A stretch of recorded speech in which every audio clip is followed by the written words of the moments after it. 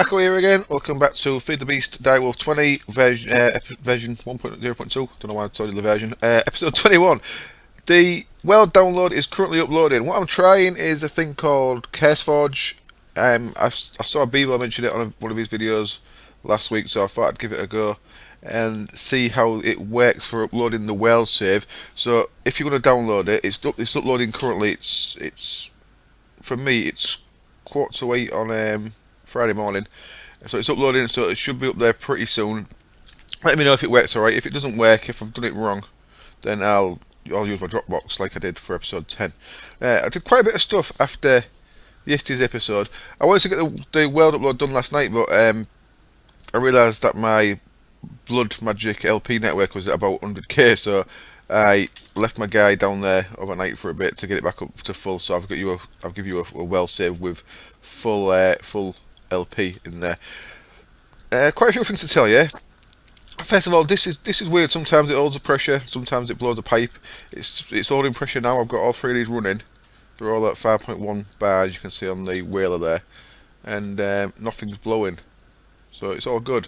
But yesterday, a pipe had blown over there somewhere, which is why it was down at like 3, and then later on it was down at 1. I had a look under all the pipes, and one of the pipes had blown. Right, last night I kind of rage quit on lava. I was in my single player world for about an hour trying to get the part of Blood Magic that's alchemic calcinator. This bit, alchemic calcinator, alchemic relay, and a crystal bell jar, and there's also a few tools you use. There's a router. We've got a router, a segmenter, and a cleanser. I was trying for an hour and a half just to get some Sanctus into a crystal bell jar, and I was trying all kind of things. I thought it was just me not doing it right, and I watched videos I could try and find a Direwolf server play where was actually showing him, but they never actually showed that bit. And then after ages, I found an obscure post saying that it doesn't seem to work in this version that we've got on here. So what I was trying to do, if you put Sanctus on the ritual, the Serena of the Nether, the one with the lava that I've got up in the night, it's always night time. The Serena of the Nether that I've got up in the Britannia area there, you can put the lava straight into a tank. So I was going to use that. So I want to use that as a lava source for making obsidian. Why you got water in? Oh, bugger. That shouldn't have happened. That was connected to there. Son of a bitch. Let's disable that. And I need to drain this out now. So, what I did was, even though I don't like using nether lava, how shall I drain this out?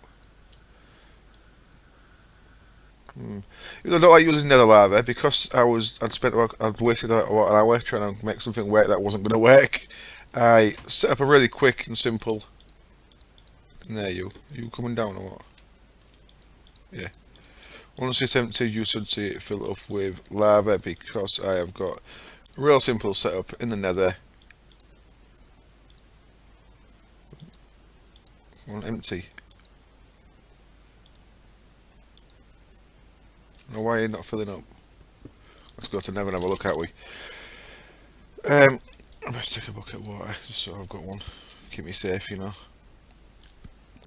I didn't plan to do this. Is not the plan for the episode. The plan for the episode was actually get on and make some stuff, and get some stuff done. I'm forgetting loads of things that I used to know. One of the things that I used to know was that you press Shift F to take a one cap off if there's no other one capped in your inventory. I forgot all about that. So thank you very much for the comment that let me know that. A couple of people mentioned things about doors. I mentioned the funky locomotion today. It actually needs RF power, which I did not know. So thank you for letting me know about that. I have had a little play around and I've made a garage door in my single player creative world. The thing is, you can put covers on them, but they don't sit flush, so you have to actually build your doors with, I guess, a hollow area. Is it finished? Has it used all that lava?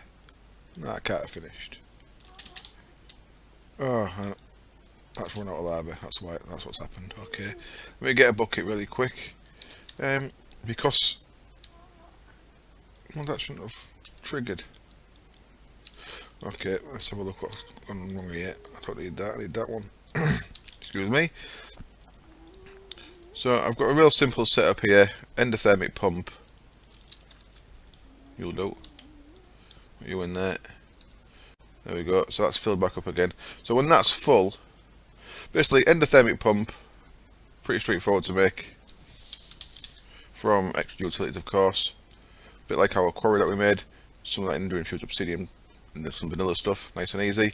We have got in the tank, also very straightforward to make. All vanilla stuff. And then we've got a magnetic dynamo from I should fill that up a bit more actually, because that was the issue. There we go. Magnetic dynamo from thermal expansion.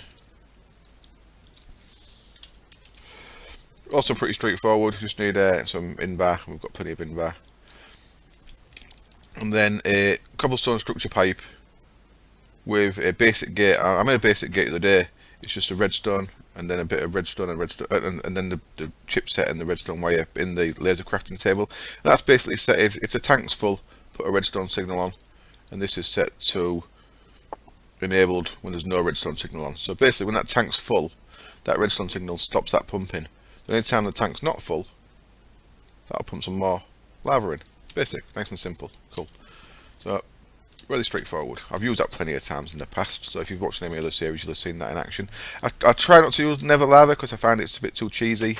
I certainly don't use it for power because I think that's just a cop out. Well, not a cop out. It's just with all these different types of generating power in the game, I think using Never Lava is a bit too easy because, like I said, that simple setup there took me like 30 seconds to put together.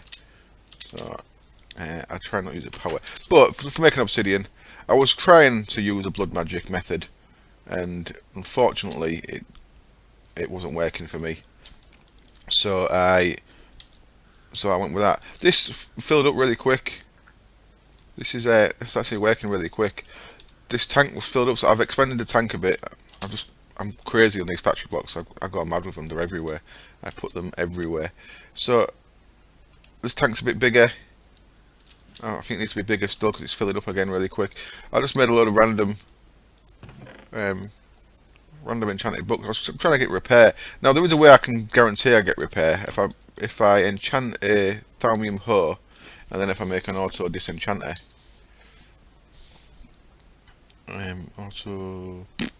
Auto disenchanter, that one. Oh, I tried changing the recipes. Someone said I need to change it in both the. Oh, there we go. Yeah, we're back onto the thermal expansion recipes. I thought if you're changing the config on the server, it forced the config change onto a client that was played on the server. But it turns out I was wrong. I need to change the config on both the client and the server. Silly me. Again, there's all these things I've forgotten about. So there we go. They're back on thermal expansion recipes now, which I think it's better. I think they're more reasonable. I think they're too cheap, the vanilla recipes, the vanilla man factory recipes. Well, I remember, I said I mentioned funky locomotion. I was going to make some, but they do need a bit of doing. I was going to make a garage door using frame sliders. They need this stuff, Signalium, which is a new thing to me. Signalium blend, silver, copper, and destabilized redstone. They're pretty straightforward, just a little bit fiddly to make is all. But that also needs a frame pusher, which needs some endarium, which is also a little bit fiddly to make at the minute. It's not fiddly, but it's just shiny metal, tin silver, resin ender. So with that in mind, I've started getting some liquid stuff. So I've got 64 buckets worth of liquid ender there. So I've used quite a bit of I was up to 30 odd. I think I went down to about 16. Ender farm is working very well. Let's get some more of that in there. So that's just processing ender pearls. I'm going to get a full tank of resonant ender, full tank of liquid redstone, destabilized redstone, and I'll see what else I need. So that's going. The farms are going very well. I think that's reasonable. That seems to be the right amount of cows. Stays in there. That doesn't get too full of baby cows, so I'm going to leave it as it is. We have got 58 buckets worth of mob essence, so I shall be getting a wither skeleton farm going ASAP. Speaking of farms, I was going to use cursed earth under my blood magic altar. I still might. I believe that things have changed a little bit with it. I don't know if the creepers are going to explode, but if they are going to explode, it's a bit dangerous, isn't it? So I may go with witches, which pair let me know about, which reminded me about. I did of course use witches to power my blood magic altar in Resonant Rise. I did it in first of all I had them in cells, and then it had them in like a reactor. So I've used witches before. Witches heal themselves. So if you have some captive witches around your altar, then the ritual of suffering, which that's not what it's called, suffering, well of suffering, that's it. The well of suffering damages them, but they heal themselves, so you don't have to keep replacing them. Whereas Curse Death obviously spawns mobs. I might do the witches one. Again, what I'd like to do is find a way of healing blazes. If you could heal blazes by putting them in lava, that'd be really cool. Because then you could like run it off. It's equivalent to running off fire elementals, I guess. In Dungeons and Dragons Online, there was a really cool mission called the Pit, which was a big reactor that was running off fire elementals, and you had to shut them down. I liked it. It was pretty cool. Right, and here I have added some ranches. I just did this offline. Ranches. This was when it was still on the easy recipe, actually. A bit more expensive now, but it's not massively more expensive. Ranches are pretty cool.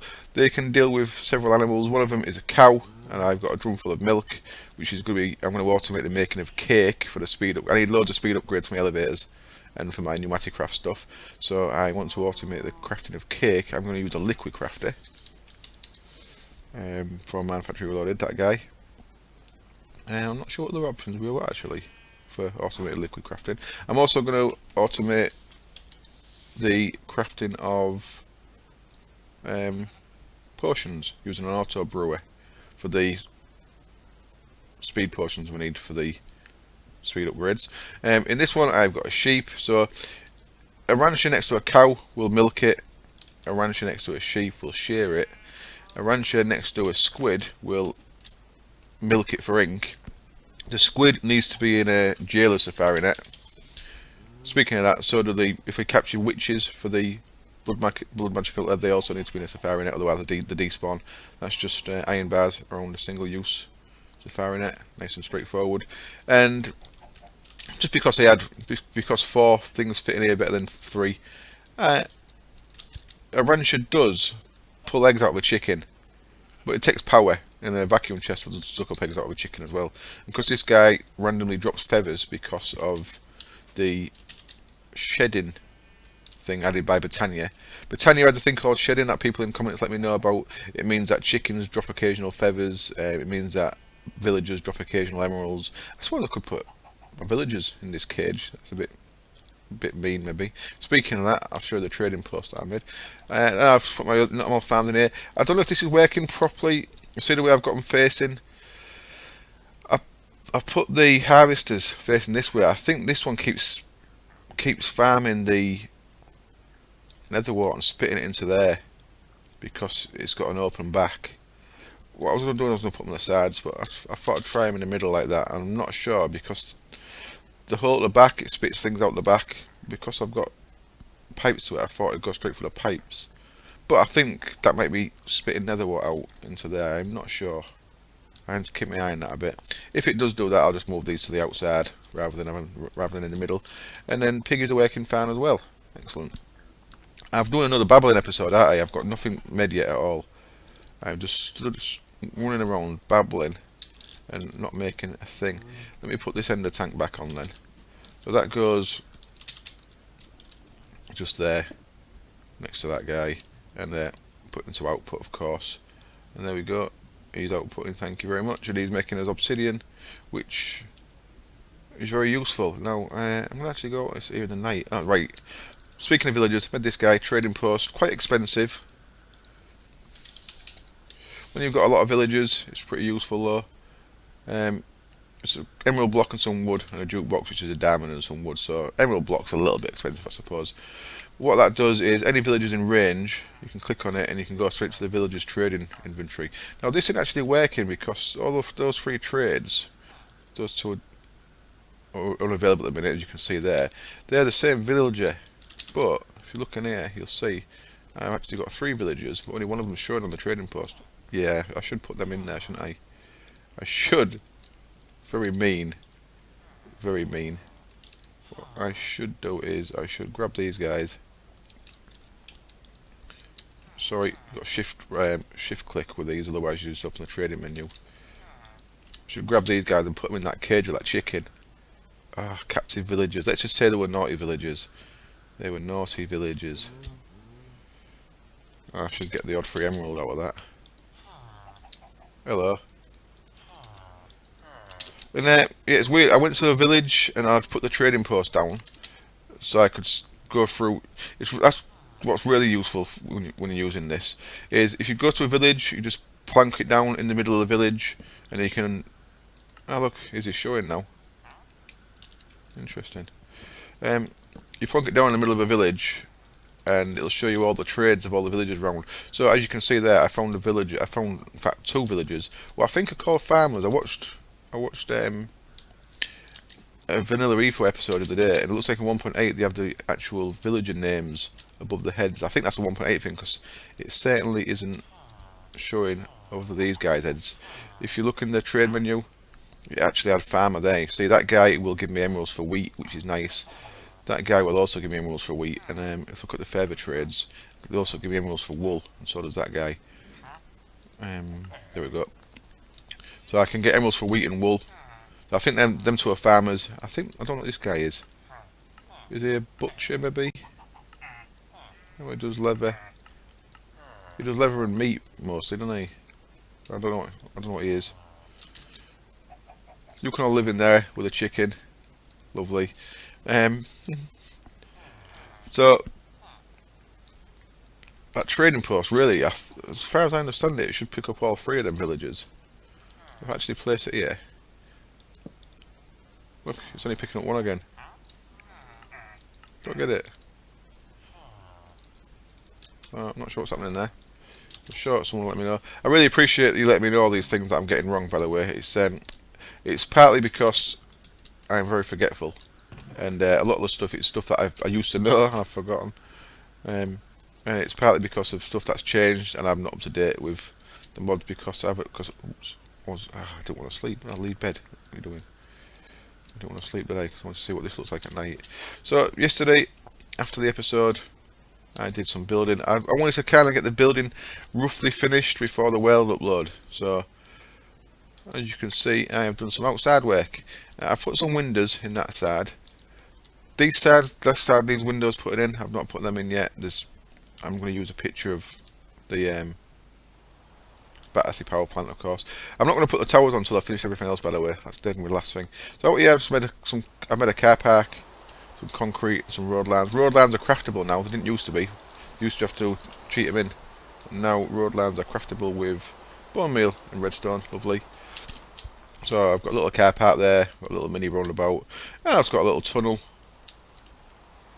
And what I've done there is I've just used smooth blackstone, which is just smooth stone around ink sacks to make it look like it disappears into the distance. But I just wanted to see what the lighting was like. I put a few lights.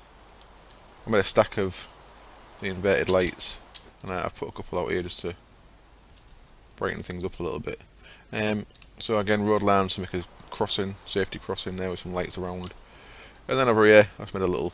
I didn't spend so much time on this. I didn't want to spend ages on it, so I just kind of threw this bridge together. It could be prettier, certainly. I'm going to put some some iron bar fences just along them, and then again, I've got another tunnel there going to blackness with the smooth blackstone. And I finished. Well, I didn't finish, but I've got this build. This is what it looks like in real life. There's like an office building annex bit on here, so that looks like an office building part to me on the real pictures. So I put that there.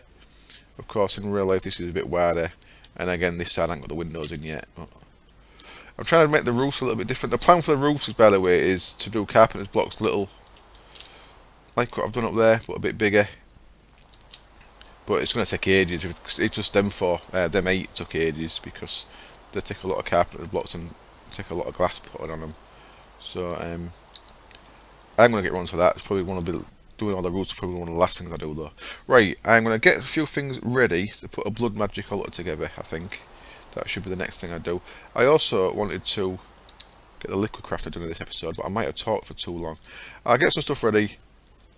I'll be back in a little while. Okay, I am back, and there's a vacuum cleaner going on downstairs. I don't think you should be able to hear it, but if you can, I apologise. I did do a little test a minute ago, and I couldn't hear it on the test, so maybe not right. I've got all the stuff I need ready. I've got some carpenters and factory bits there that I've been playing around with, and I've got a bit carried away, to be honest. I'll show you in a minute. First of all, what we need, I've got my blood altar, and I've got another second master blood orb. That, by the way, the regen from, because I've got no regen tent, no natural regen, the regen from the beacon was not enough for that. I had to get my fallen canard, my Britannia flower, and put some mana in a mana pool, because the fallen canard gives you regen 3, and that beacon just gives you regen 1. So that was not enough. You need 40,000 LP in that, and of course, only those 10. There's other ways you could do that. You could use some runes of capacity or something that let you put a bit more rune of superior capacity. There we go. I believe that adds more capacity to your blood altar. Is that the right one? Augmented capacity. One of them. I've never really used them. You could add it so that you could have up to 40,000 blood in your altar if you've got no other option to. Say if you're playing with blood magic and not Britannia, and you have no regen. There are ways of getting more blood into an altar. You just got to use different runes. Speaking of runes, excuse me, I don't know what happened then. I just kind of breathed in and nearly choked. Right. On the altar downstairs, we've got runes of self-sacrifice because it's damaging me. This second altar is going to be damaging mobs, so we are actually going to use runes of sacrifice. So they use. What was I looking at earlier then? I think I've made too many of them. Or have I? Let's have a look. Start with 2 stacks. So you need 5, 10, 15, 20, 28. 56, and then another 10, 20, 34. You need 108 in total. So let's see how many this gets us. So that's just going to get us. That's going to get 64 in it.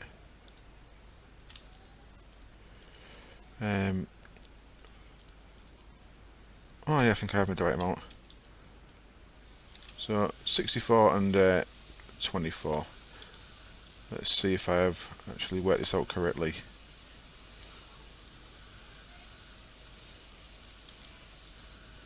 My nephew's helping his grandma tidy up, do the hoovering. He's really enjoying himself. Really enjoying hoovering. I don't know what's wrong with the kid.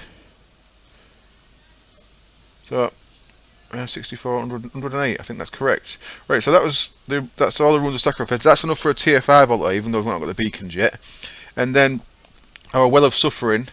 I've checked using my ritual divinery. If you mouse over it, I don't actually need to put it in my bar. If you mouse over it, I've set it to the well of suffering there, and you can see how many stones you need. You need 28, 32, 36. So there we go. I've got 36 ritual stones made.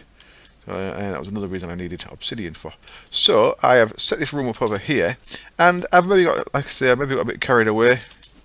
What do you reckon? I've made some cages for witches. I've not done the last one. I'm going to do the last one on camera. But I've made a Chaos Star, the 8-pointed star from Warhammer 40k. Well, from Warhammer. But it's not just from Warhammer either, but that's the 8-pointed star of Chaos Undivided. I've got a little bit carried away perhaps. And that's one of these things I like about these factory blocks, that's why I use them so much, is these ones, the connected textures. But I think they actually look alright when you've got mixed connected and unconnected textures. Obviously the ones that are in carpenter blocks are not connected.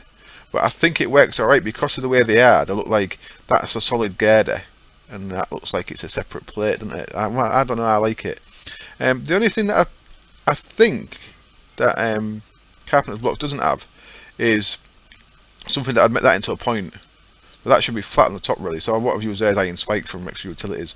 I think I could possibly do it with the collapsing block, I'm not sure. But I'd like that to go to a point. There is that shallow one that goes to a point, but I'd like a long one that goes to a point. I don't think there is one. If there is, I don't know about it. I'll just put some chains hanging down there. So these are pretty straightforward. They look more complicated than they are. All I've done is I've laid out my altar in dirt, and I've made that many of these. Now I can make these really quick. So I've just laid that out in dirt, so that's all correct. So that's most of these runes are going to go. Well, let's say so I'll put one layer in camera, and then I'll briefly cut and put the other layers in. Well, I'll put one side in, should I say? So we have 13 along the bottom, then we have 7 along the side there. but them corner bits aren't needed. And then we have, let me turn that off, 5 there, and then we have 3 there. So that's our rooms there. So we have, so I'll just do one side and I'll repeat this off camera on the other 3 sides. So we have 3, then 5, then 7, and then 13. So that's your room setup. This, by the way, I've gone with a higher ceiling. My design philosophy, by the way, for this building is, if you look at the actual pictures of this building, you can tell it's been built over time because not all the sides are the same, and that's kind of why I like it. One of the reasons why I like it, because like the towers are the same, so they're obviously built at the same time, but all the sides, the windows are different. They don't match up the other side, and that. So obviously these have been added on at later dates in real life. So I've done the outside purposely with the windows all different and mismatching. I've done the central bit the same on purpose, and I'm doing the interior decor the same on purpose. I've worked in factories when I was young, and you generally find that even though the outside they look a bit mismatched, inside they generally have a uniform decoration where someone's gone and done a full lot. So I'm keeping all the decoration uniform. I'm trying to change the rooms around, the shape of the rooms inside a bit though. So this room I'm actually going higher, and I'm complaining about the light levels in my factory areas. Well, this, I think it actually suits it having a bit of darkness, so I believe it's some of the wall dark, but I'll be using some glowstone blocks to keep some of the wall lighter over this end. And I've also got an area for some spawners, 2 spawners there as well. There we go, that's one side of that done, and then obviously on top of 1, 2, 3, 4, that block there needs to be red bloodstone brick. And 1, 2, them blocks there need to be glowstone bricks, and my altar goes there. There we go. And what we're going to do is the master ritual stone for the well of suffering is going to go there. So in fact, let's get the well of suffering laid down. So now I've put the master ritual stone. It's just a case of spamming that until the little green things stop happening. There we go. So that's all them guys, and I'm going to tidy this up. I'm going to make it look a little bit neater than this. I'm going to use some carpenter blocks, but I'll do all that off camera as well. And like I said, I'm just going to make this final cage on camera just to show you how I've been doing them. So I start with 2, 3, 4, 5 of them guys, and then carpenter blocks. We're going to go 1, 2, 3, 4, 5, and my noisy battered spacebar sounds terrible. 5, 3, 4, 5. Now the reason why I'm doing this is because the cages, when they're square, don't really look right.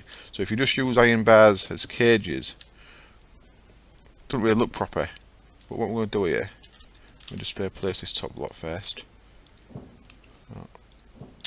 If you don't press shift, then it'll just put like a panel on the side. So if you press shift, we'll put that ones in first. If you press shift when you're connecting against carpenter block, see if I don't press shift, I get that on the side, and that's not what I wanted. Press shift, it'll put the block where you actually want the block. There we go, and then yeah, one on top. Then while we're up here, this is just chiseled iron bars into called menacing iron bars and look like a chain. So I've got them as my chains from the Chaos Star. There we go. And then inside these, I'm going to have to break a bit of this to get the witches in, of course.